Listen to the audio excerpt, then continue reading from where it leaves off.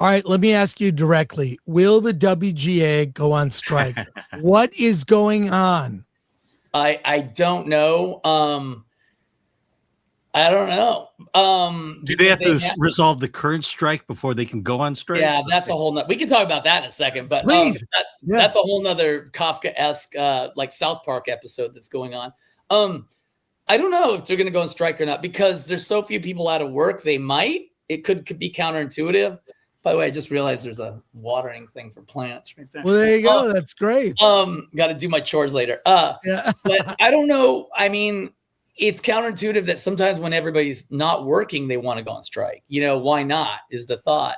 A lot of it has to do with the health fund and AI again, that's basically it. And they want more money, but I don't know what the studios are going to do. They may just say nope, because I think the WJ and SAG and I mean, those two unions, DGA is kind of a little bit separate, are kind of not in a good position to bargain. They have no leverage.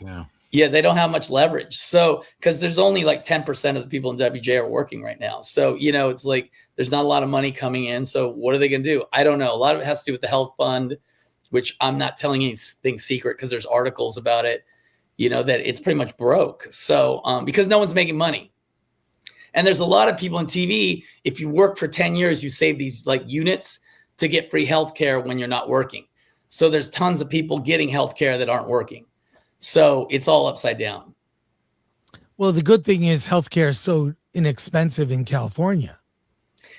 Yeah, I know. Well, it's funny because, I hope I don't get in trouble for saying this, but somebody on the board at the WJ the other night, I went to one of those meetings a few weeks ago. They said that we have a dysfunctional healthcare system. And I'm sure they were like a Democratic supporter of like Obama.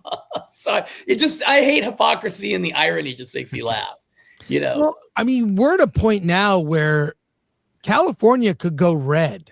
I mean, they pick the two top contenders are going to possibly be Republicans, where your choice is one Republican or a different Republican. And LA may even go Spencer Pratt may be the mayor of LA. I think if anything, Karen Bass, if you look at her comments section, the current mayor of LA, the people troll her in the comments. I saw videos of her getting heckled in Chinatown. People are I can see with my eyes that California is not doing well. I don't need to be on one side of the aisle or another to look with my eyes to see that this state is not doing well. I just paid $5 for gas.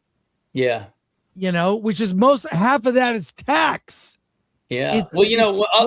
I'll take the whole mayor race one step further is that, Nathia Raman's, running for mayor, our council person from Hollywood who represents Hollywood. And I would say to everybody in the film business, if you vote for her, you're an idiot because she represents Hollywood. She's done nothing in the last few years. She passed some dumb thing about permits that would save you like a couple $100 if you did a $2 million movie. And her husband works in the TV and film industry and takes all his productions to New York and New Jersey. So if you're in the film business, you shouldn't vote for her no matter what. I mean, which makes it sad that almost like you'd have to vote for Karen Bass. So whatever. All right. So vote for Spencer Pratt. I follow him. He's very common sense. He's common sense. He wants to bring production back to LA.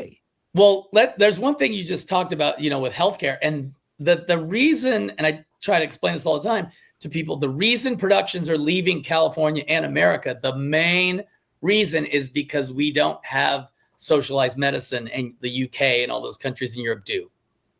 Whether you believe in it or not, that's why we're losing all the productions. Because you can pay, if I hire actors in America with SAG, I have to pay like 27, 28% on top of what they get paid. And in the UK, it's like 6%. Yeah. For pension and health. So, it's just, and if you add up all those people working, it becomes hundreds of thousands, if not millions of dollars, and you're just paying in pension and health. That's not going into the film. So that's another problem that no one addresses. That's why so many productions are leaving. Well, I mean, it goes back to the bureaucracy argument. There's just too much overhead that basically does nothing for the film itself, as opposed to paying for the film and the people working on the film and all that stuff. Yeah, So, oh man, it's all bad, isn't it? Yeah. Well, didn't you have an interesting concept you want to get on the ballot? Tell us about that, and then we'll get to your book. I wanted to try to get it on the ballot this year, but it's not going to work. Is that I think because I've grown up, I've lived my whole life in California, and they just waste our taxes like crazy. So what I wanted to do was try to get a proposition that if you had a business with 100 employees or less, and you're in California, you don't have to pay any sales tax. So that way you can either hire more people, you could lower prices to compete with, like, if you have a coffee shop, you can compete with Starbucks. You don't have to pay any sales tax. So you basically get a 10% bonus, for having a business and, giving it back to either reducing prices or hiring more people. And I would go a step further, saying that we should have a rent freeze on commercial property for any business for 2 years with 100 employees or less. That seems like common sense. How many restaurants do you guys see going out of business all the time? Well, that would help small business, but yeah. Well, we should lower minimum wage too, because I've got a teenager who can't find a job because no one wants to pay her $20 an hour. Yeah. Well, let me just add this one thing. This is why I'm getting more political lately and getting really mad at California. Is they increased the incentive program. They doubled it. They put like $150 million in there, but you can only apply during a window. So you can apply like once a month, maybe. You have to do a jobs report. None of the above the line applies. So it's basically not competitive with any other state or any other country. So what the fuck are we doing? We're going to bring production back by putting more money into a system that already failed. Yeah, there's one of the bad things about one of the big things about the pandemic that was awful was how much it affected small business. Yeah. Corporations, and a lot of the rules, like while Cheesecake Factory could bend over and follow all the rules, little small restaurants and businesses suffered. Lucy's El Adobe on Melrose Avenue, across the street, iconic restaurant across the street from Paramount, out of business after decades, been around forever. That restaurant, I loved that restaurant. I knew I knew the bartenders, and that restaurant was iconic, gone among so many others I could name. Yeah. It's unbelievable. It's disgusting. The problem is, I think also in a broader sense, we're going to get to your book. In a broader sense, the people attracted to government don't know. It's like the whole problem with the sons and daughters of the rich, wealthy, connected, the nepotism. They come from government. The only way they know to be innovative is to raise taxes. How do you get money? You raise taxes. They aren't creative. You need incentives. You need incentives to grow, because if you grow the tax base, people making money, and you are innovative, like you're an entrepreneur, which is, I think, that like Trump's idea, no tax on tips. Gavin Newsom threw that out for California. Yeah. This is something that benefits so many people. You're not being taxed on your tips. Yeah. That's it. Or overtime. That's because it's like the film business. They've never had them pay their rent and worry about making bills. People attracted to government, commie socialist Karen Bass and others that are in government. Gavin Newsom never worked an honest day in his life, that they never had to make money. And that's, look, I run Film Threat like it's a bit, I'm the last person to get paid. I do pay myself, but I pay everybody else before myself. We make money. We do well. I do well. We don't do well. I don't do well. When you have that hanging over your head, you're an entrepreneur. And as an indie filmmaker, Jim, you're an entrepreneur. Yeah. Every movie you start is a new venture. It's like a new business. The people attracted to government are not creative. Stop electing lawyers and communists into government. We need creative thinkers that are entrepreneurial, that what will stimulate money so you collect more taxes. Why? Because people are making money. Chris, if you keep talking like this, we're never going to get that train. Yeah. Well, I'll say this: if Gavin Newsom runs for president, I will do a podcast only about to derail his run. I'm going to derail his run. I will do anything to help you with that because it's okay, good. Yeah. People don't understand outside of California like how it used to be. You know, he's so hated. God. You visibly see how California's gone downhill. I have so many friends who have left. Gary Beekler, Nerdrotic, my friend Dante James, he left. So many friends. I can't make money here anymore.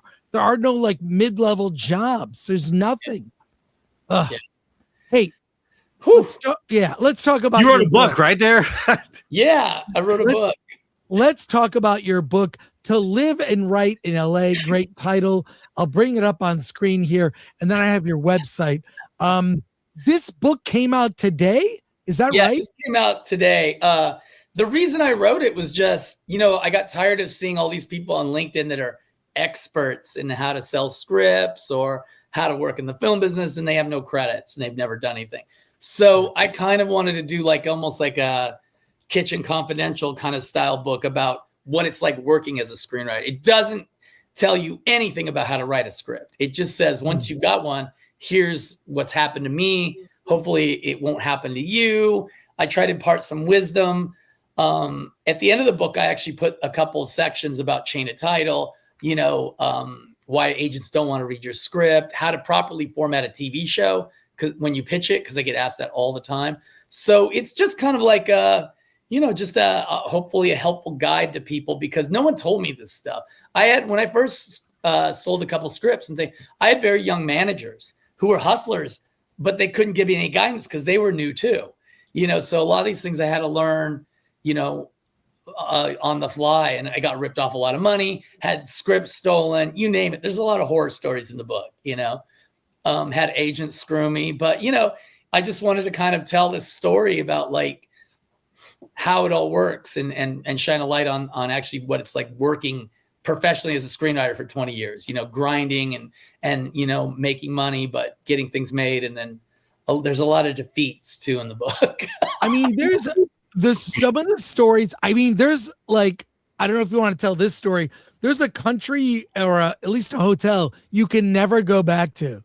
Yeah, I may be a fugitive for life from Italy because of a movie I worked on, and they didn't pay my hotel bill, and I had to sneak out of the country in the middle of the night. So yeah, there's a lot of weird things show up in this book. A lot of crossing paths with strange people. It's a great way to make a living, but it's also super chaotic, so I wanted to kind of show it. And, people always ask me about these things. So I'm like, you know what, I'll write a book. And, it was pretty easy for me to put my book out because, as my girlfriend owns a successful publishing company. So that makes it a lot easier to put it out. So, but the one thing I did do, just so everybody knows, is I didn't write this to make money. Like right now, if you wanted to buy the book on Amazon, it's only 99 cents for a Kindle copy. So I'm just for the first few weeks, I'm basically giving the book away. So if you want to go on Amazon and get a Kindle copy, it's 99 cents. And all I ask is just, if you like it, write a good review. Wow. Yeah. I'm going there now. I'm going there now. Oh, that's great. Dude. Yep. 99 cents. Holy cow. Yeah. 99. We'll put the link in the description. But what are some of the, because the one thing is, I've seen a lot of people do advice books that don't really, you have all the cred. You've done it. You've produced, you've written, you've sold scripts. I mean, this is coming from a place of, and by the way, it's wildly entertaining. I haven't read the whole thing, but it's wildly entertaining book. Thanks. I mean, there's a lot of horror stories of things you would never think of. One of my favorite chapters is when we went to go pitch a sci-fi project at Universal, and the guy the big exec could greenlight the movie, who was coming to listen to our pitch, and he starts talking about the pitch, and then halfway through the pitch, I look at the executive that brought us in to Universal, and we realized that he had read the wrong script. So it's like he's talking about a different movie altogether. And I'm like, do we say anything? I didn't want to get the executive in trouble at Universal. And then halfway through the pitch, somebody told me he had read the wrong script. He goes, okay, fine, left. And we never heard from him again. It's like things like that happen, So there's a lot of interesting stories. Look at this, 99 cents. It's $20 for the paperback. Yeah, but try to fix that. I don't know why that is, but that's too much. I wouldn't expect anybody to pay $20 for my book. Well, also you've got I'll share here too, your website. I'll share. I've got it here somewhere. It's just my name at .com, jimagnew.com. And yeah, here it is. There you go. Look at me. Look at that. I'll accept the cookies, and you can message you all your movies you made are here. You can link to that.